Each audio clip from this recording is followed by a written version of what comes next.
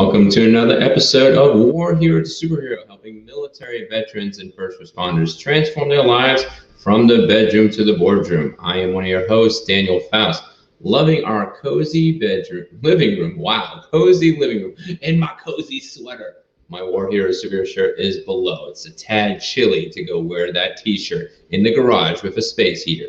So welcome all for joining.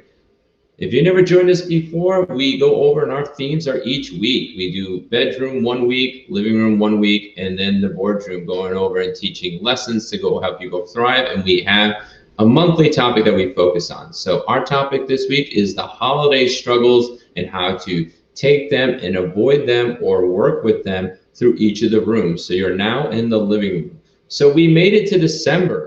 And in the living room, the Christmas season is upon us. Now, obviously, my virtual living room is not there yet. I'll look for one later on, definitely next year, get a little more themed up. So as we think about the Christmas season, we think of lights, we think of parties, we think of shopping, food, family, and friends. But also there's struggles, no matter if it's COVID or not, no matter what the years go over and look like, there is holiday struggles. We usually get overbooked, we get overspent, and we get overwhelmed. And we're like, whoo! So today, specifically in the holiday struggles in the living room, we're going to talk about how to adjust fire in our parenting in this bleeped up world. Because so many things have gone over and changed, and normal parenting tactics and techniques have not gone over and worked. It's like, how do you go over and do that when you're always with your family? It's like you can't go over and like one of my things with my kids, he did X, and I wanted to send him out to go work at someone else's house. I can't go do that. That's a COVID risk, because I don't know them, that well. So now we're going to try to look at parenting a little bit differently, because parenting should always be shown over. And just like when we fired the M16, we have to fire first, and then we adjust the sight, and then the next shot is better. We would rather go over and adjust the sights and get perfect, but guess what? Parenting doesn't have a true rule book or manual. So this is one that we're adjusting in ours, and hopefully we can learn from you guys also, because this is always a dialogue, never a monologue. So let's go jump into 5 things that we're applying in this bleeped up year, and love to go hear what your guys' thoughts, and always put it in the comments. We want to thank you for joining us on Facebook, on Podopolo, which is our dynamic interactive podcasting app, on Twitch, and even on Periscope, and also YouTube if you want to go watch. And if you put comments on Facebook or YouTube, we'll see them live and you can go over and respond. We'd love to hear from you. So let's go jump in on how do we adjust fire in our parenting in this bleeped up world. So number 1 is, especially for kiddos, this thing should stay as much as possible, is bedtimes are key for kiddos and time frames for teens. I actually read this on a website. Briefly, I'm trying to remember the parenting website, but I'll have to get back, because if I close out, you won't see me. So we'll give credit where credit's due at the end. But when kids are young, they need to have a structure as much as possible. So if your kids are under 10 years old, because I used to live in those days just recently, my twins just turned 10, bedtimes and traditions are key. It builds their foundation, it goes over and builds their trust. And especially when our trust is jacked up from many different other places, we need to go over and keep bedtimes in key. Because when we go over and adjust fire, kids get cranky, kids get overwhelmed, emotionalism, all these other types of things. When we let our kids go over and sleep in, or we go over and let them stay up late, it could be days, sometimes even weeks before things get to normal. Like even my daughters, which are 10 and they're twins, Trinity and Hope, certain times if we let them stay up late, it's just like, oh, it's an emotional roller coaster ride the entire day. When we used to do it when they were younger, and we're like, hey, we're going to go out with friends and go over and hang out, or go to this party, we'll put them in the crib, or put them in the bedroom or whatever, or let them go take a nap. It was like days. So bedtimes are key for kiddos. So if all possible, if you're watching this now and it's your kid's bedtime, we totally understand. Go over and go catch up with this later. But make sure you're keeping your kids on the bedtime schedule. Obviously, emotional chaos, those types of things, yes, but as much as possible, even though they'll fight it until they're adults, and then us adults are now fighting to go to bed earlier. Bedtimes are key for kiddos. But when they come to teens, it's overall time frames. Now, depending on your teen and what they've gone over and done and discipline and things of that nature, yeah, you have to adjust them for fire. But as a general rule of thumb, when my kids turned 13, William turned 13, and initially he got his own bed frame time frame and said, hey, you don't have to go to bed at a specific time frame, but the lights need to be out at a specific time. And hey, if you're cranko and not be able to keep up in school, then you're going to go from time frames to bed times. So we had to go over and do that. So now he's back on a bedtime. But the thing is that they're showing responsibility and everything else. This is part of them growing up and being adult. It's like a bedtime frame. Because obviously they're not taking fiscal responsibility. They left the lights on for like 3 days straight. I'm like, you better have the money for 3 days straight. So bedtimes are key for kiddos, and time frames are good for teens. And if I'm not sponsoring, I'm not getting sponsored from this, but Amazon Alexa, if you have a house that's not in base housing, even if you have a house in base housing, Alexa can program a lot of great things. You can go over and have it shut off bulbs. You can go over and have it shut off certain things in the house. If you can get a smart bulb in those devices with an Alexa or a Google Nest, boom, that just saves you lots of money and time, and it also can estimate time frames at the same time. So you can shut off devices and not have them come on. So if you're a person that likes smart devices, I'd recommend that for the living room. It's actually kind of fun too because they have lots of options to do. Number 2, do a weekly vector check and impromptu readouts. So when you're in an aircraft, you're doing vector checks, making sure everything's gone over and set. Now, when it comes to parenting, a weekly vector check is like, hey, this is what is going on during the week. This is what we're going to do. This is what fun's going to go over and do. Maybe the kids are having, problems and you want to address them. Are they having problems with you? And maybe you need to adjust fire. Maybe you're having problems with them and you need to adjust fire in that particular regard. Maybe we used to do this so regularly post-COVID, that for those 6 months, especially when school was kind of asynchronous, we had pretty much weekly vector checks. We still do them on Sunday, going over and talking about, what's going on for the week, what deep clean items that we're going to go over and do, and then also what's next steps, because our goal is to get this to go full time. So we're looking at moving to Arizona. So we're excitingly waiting for that. So we do that. And then us as parents, and then also my father-in-law, we do a weekly vector check.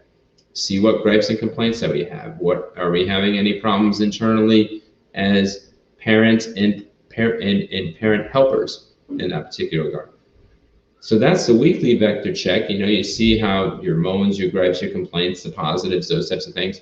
And then the impromptu readouts is just seeing how a kid's going over and doing. Don't go over and wait until chaos goes over and hits. When you're looking and you're flying your aircraft, you're regularly checking your monitors. And if you've never flown a plane, when you're in the car, you're checking your odometers and everything else. You usually should know when a check engine light comes on. Like mine's on right now, and I'm aware of it. And once I get the revenue and the time for it, I'm gonna go check on it. But the thing is that if we wait until everything breaks in the car and in the aircraft, it's major money. It's the same thing happens in a family, especially during these holiday seasons, that we should be doing impromptu readouts. Maybe it's time to go get a walk with your son or daughter. Maybe it's time to have, especially if they're teens, you can adjust that time frame a little bit and have them stay up a little later to have a conversation, or go have a bowl of ice cream or play a board game or something. You want to be habitual what you're doing, but the impromptu is more of seeing on how they're overall doing. So we've been trying to do that more and more each and every day and seeing how things are going. So number 3, have a sergeant major or a chief of house operations and have an XO or CC of overall operations. What does that go over and mean? Is that in the parental realm, it's like one or both people are going to be going to work, or one or both people are staying home. And especially in there, it makes lines a lot more clearer if you have, someone in charge of, let's say, house operations, and another person that's an overall ops. It gives a kind of chain of command at the same time, and then it goes over and has an authority structure, because it really helps out a lot. So my wife, since she's a stay-at-home, she's all house operations. So anything's got to do with house or specific discipline, it becomes the logistics and operations of the house, then I'm the overall ops person. But when it comes to day-to-day things, she's the one that's in charge. we're both sitting equal, but the thing is that if absolutely need to be necessary and the one parent that's home every single day is getting defined, then the other person can come in and say, okay, we're both in agreement, this is what's happening. It's not to circumvent one another, you're both equal partners in the marriage and everything else, but the thing of it is that sometimes kids just don't understand those lines of like, hey, you're equal and then coming together and everything else. So sometimes you have that overall person in ops to go over and to make that decision. Now, you shouldn't just be making decisions to make your spouse look bad if you determine this role. You should be talking, just like in a military command. You talk to your sergeant major before, a commander makes a decision, and vice versa. That if the sergeant major is going to go over and make decisions for the fleet of people that they run, the XO should be involved and vice versa. So it's a symbiotic relationship. So that's what I'm recommending, is that it makes it a lot easier, especially in this time and season that there's so many things going on with holidays and everything else. You just need to have a person that has boots on ground that's going over making decisions. Because if you wait until, quote unquote, the father or mother gets home, whoever is the head of things are going to go over and fail, and it's disrespect. Child will go over and try to do something with the mom or dad, and then once they'll try to go to mom, they'll try to go to the other parent and go and say blah, blah, blah. And it's like, it doesn't fly that way. So I always back up my wife. So especially if you have co-parent helpers, it's definitely key to go over and have that. So if you have grandparents or adult people that are living in that household, going over and helping with childcare, because it looks like even with COVID, we're going more towards a multi-generational family, that sometimes you got to have roles and responsibilities. We had to do that with my father-in-law. It's like, hey, you're more of a parent helper to keep them on track, but not telling them exactly what to do, just reinforcing. So they could, quote unquote, be your sergeant in arms if you really want to take an army term and stretch it out. But it makes it a lot easier when those clear lines are there. Like when my son or my daughters come to me and ask something, I'm like, mom's house operations, so don't try to circumvent. She says this, boom, that's it. After that, you get in private if it's something that's in that particular regard, unless it's an emergency situation. Let's check out the comments. Hey, Laura, thanks for going over and joining. Yes, I am doing well. All right. Number 4. Option to go over and to make this bleeped up world a little better and just fire. Share with your kiddos on all 4 pillars. Again, this is going to have more of a militaristic feel, more of an Air Force feel in this whole entire thing. So if you have some Army terms to bring up, love to go in here. So in the Air Force, we have 4 pillars of overall health and wellness of each person. You have the physical, the mental, the emotional, and the spiritual. Well, what I'm saying in this particular regard is that COVID is hard, especially for kids. Emotional management is a lot harder. But we also need to be human to human contact. So we need to share with our kids our struggles in this COVID world, and especially in the holiday struggles and stuff from our past, either physical struggles, mental struggles, emotional struggles, or spiritual struggles. But it's also age appropriate. There's going to be some things that they're not ready for, and you might need to either dumb it down or bring it up to their particular age level. So I don't go over and share the specifics with my kids on they're not ready, maturity-wise, about certain topics of sex. Even though they're 10 to 13, they don't act mature enough. So I'm not going to share those pillars until they have those struggles.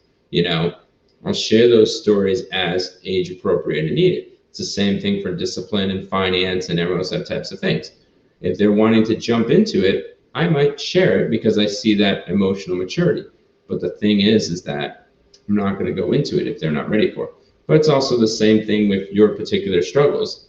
If they think we're all just, impenetrable, then they never approach us with their problems. So you got to be vulnerable sometimes and share some struggles that you're having. Like if you're having a really rough day at work, you can share basics of it.